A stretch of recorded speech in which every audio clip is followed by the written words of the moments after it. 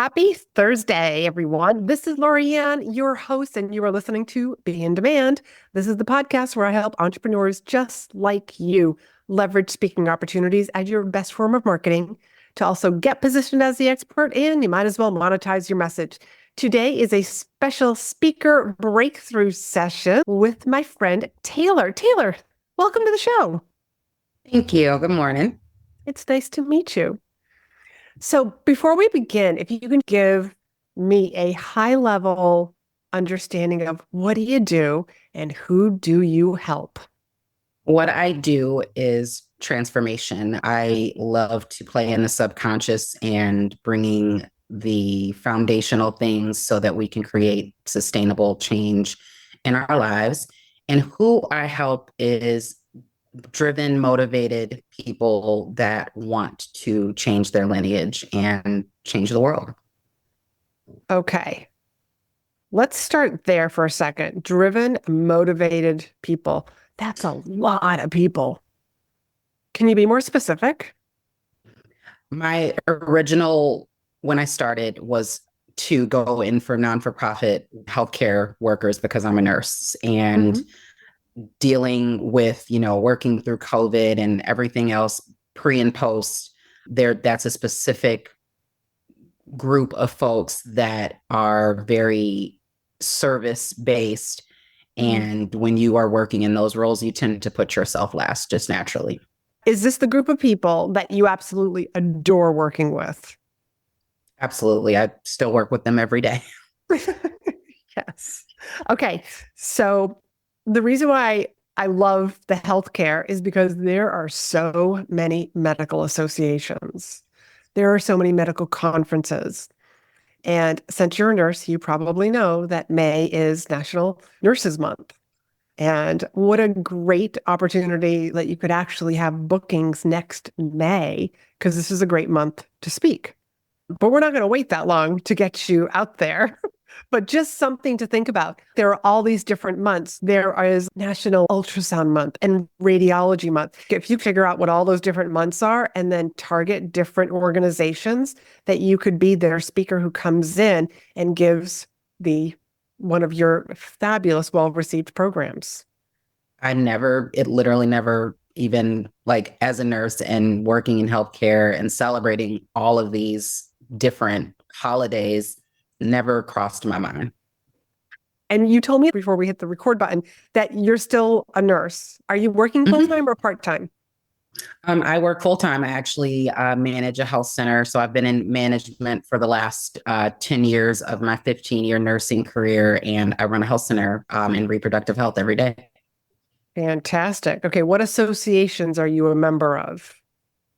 I am not I'm not a member of anything. Like, I was in the Black Nurses Association when I was in Western New York, but since being in California, I haven't really found my footing in how to engage in that stuff again.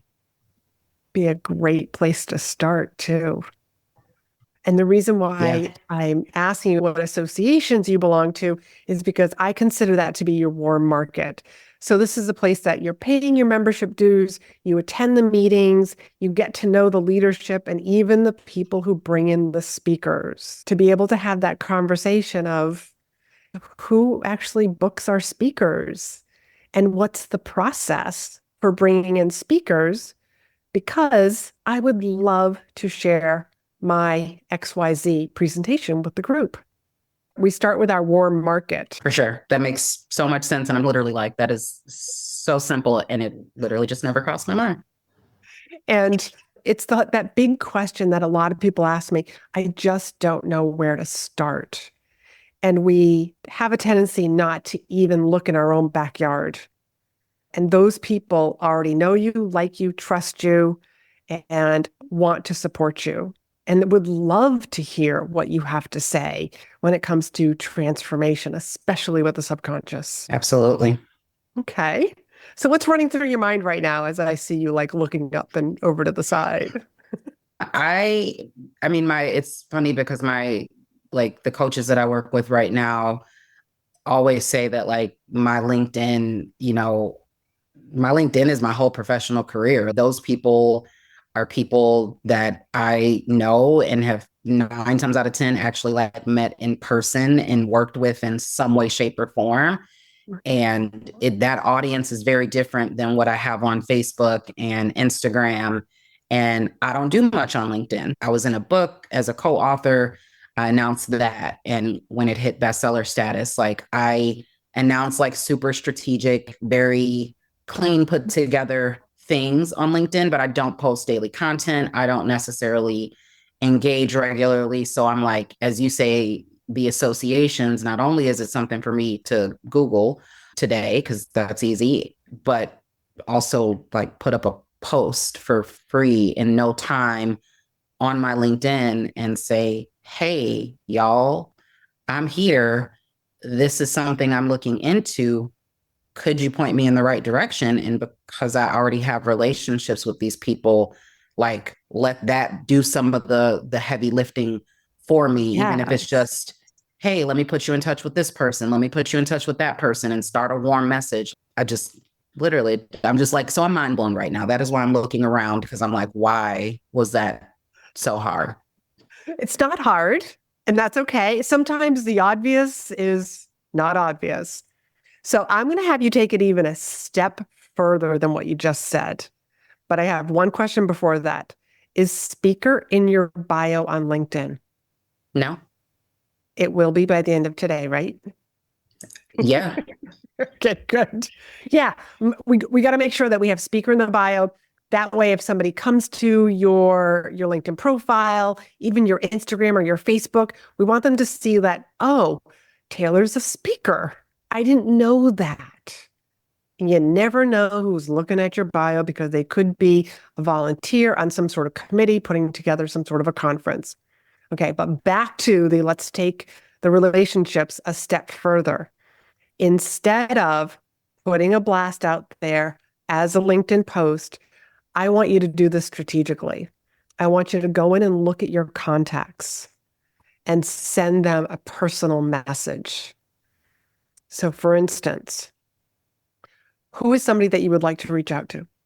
I'm thinking of, I have a group of trainer friends that we traveled the country together for years doing trainings, like people that have seen me man a room, that they would be my first people to, they've either watched me or we've been side by side doing. So like there is no better proof of concept than the people that have already seen it years ago, and it's even better now. Yes. Okay. Give me one name. First name only. We're going to go with Amanda. Okay. Amanda. And how long has it been since you worked with Amanda or connected with Amanda? Rough idea. Maybe 3 years. Perfect.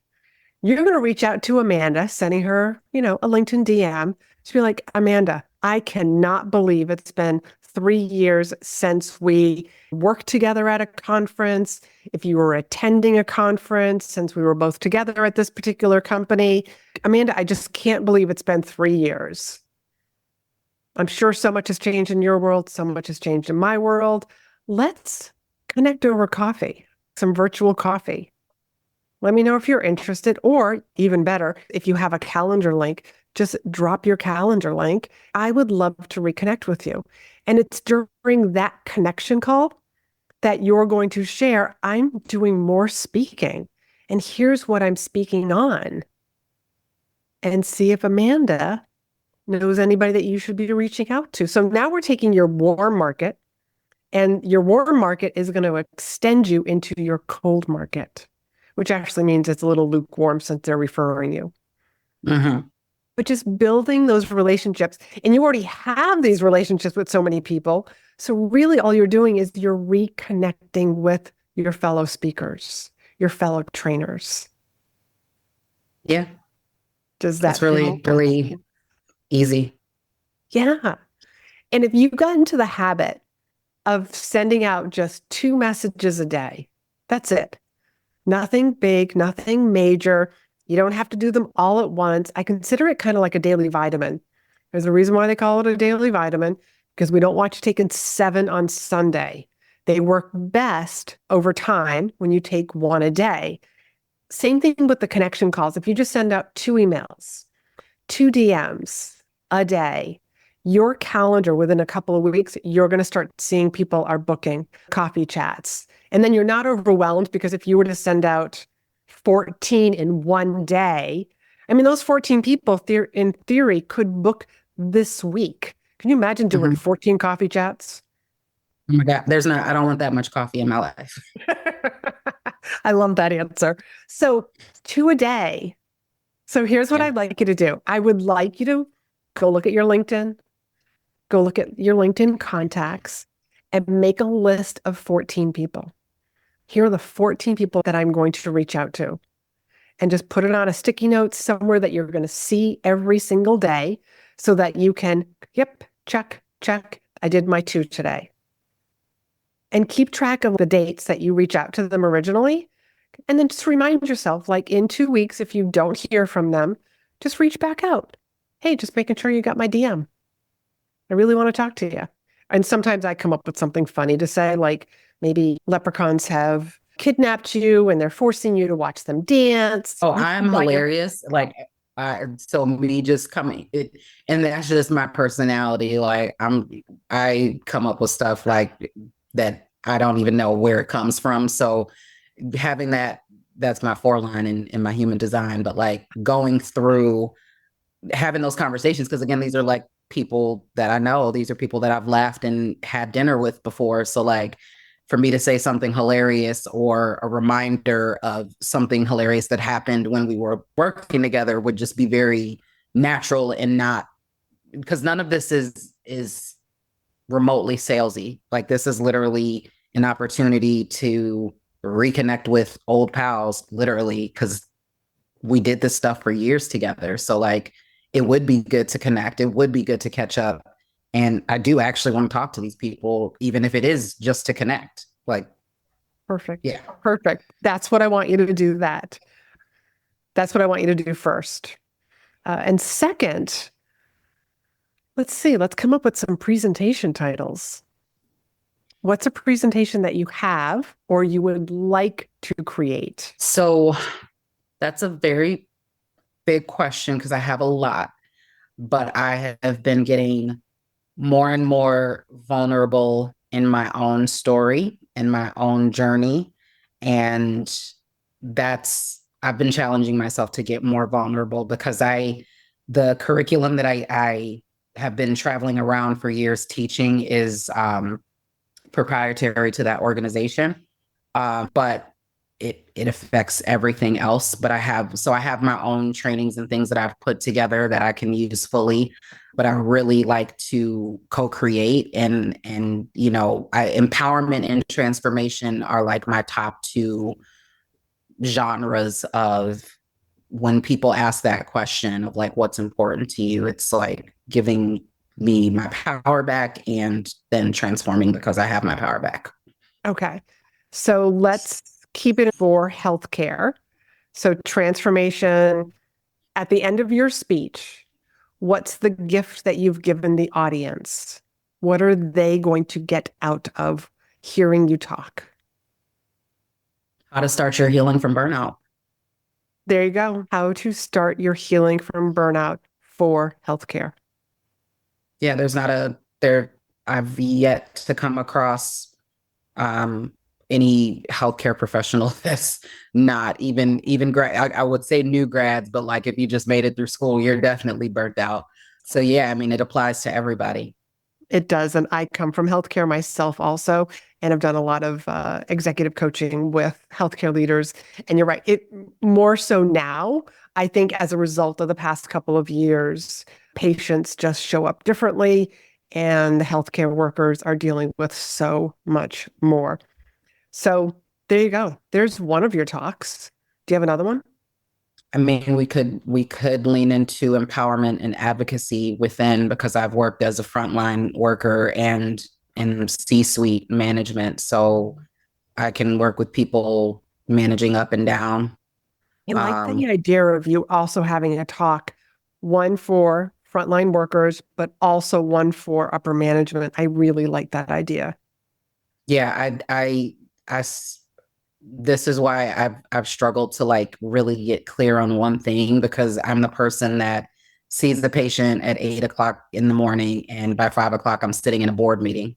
So like the entire gamut of how things work, how decisions are made, and then also what it looks like to implement these decisions that have been made, it's all in my brain and my heart. So, and I love it. But yeah, I mean, I absolutely, I've done trainings that were just like VPs, CEOs. Like that's not foreign to me. Yeah, And that is a different level, you know, it's just a different level of conversation. it is. So what's a gift you can give that audience? They can also benefit from that gift of healing from burnout, because I can't ever I imagine how CEOs sleep at night, especially in healthcare.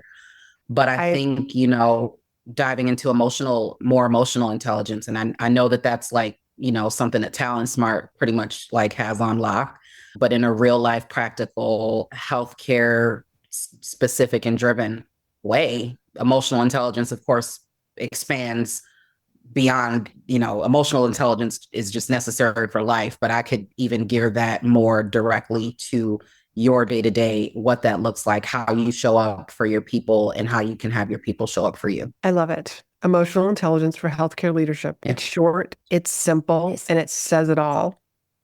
And then you could always come up with some very nice subtitle for both of them. But at least when you start to have these conversations, when you're reconnecting with your pals from the past, you've got two titles that you can share with people. Here's a couple of the speeches, the presentations that I have that are ready to go. Have you given these talks before? In a roundabout way, yes. Like I will give myself bullets. I can script, but I really don't care to. It's not my favorite. But I'll give myself bullets, and there's been times where I've been teaching and, you know, someone asks a great question and it prompts this whole side conversation that never would have come out. And then that is like what becomes part of my signature, because people are like, oh my gosh, I really enjoyed your response, or I really enjoyed that, like back and forth. So the more loosely bound I can be, the better, but I will like absolutely make sure I deliver on, you know, these 3 to 5 points. Perfect. Perfect. So it sounds like you're very good with on the spot Q&A. That doesn't throw you. Some people aren't comfortable with Q&A, but it sounds like you're definitely going to be comfortable with that.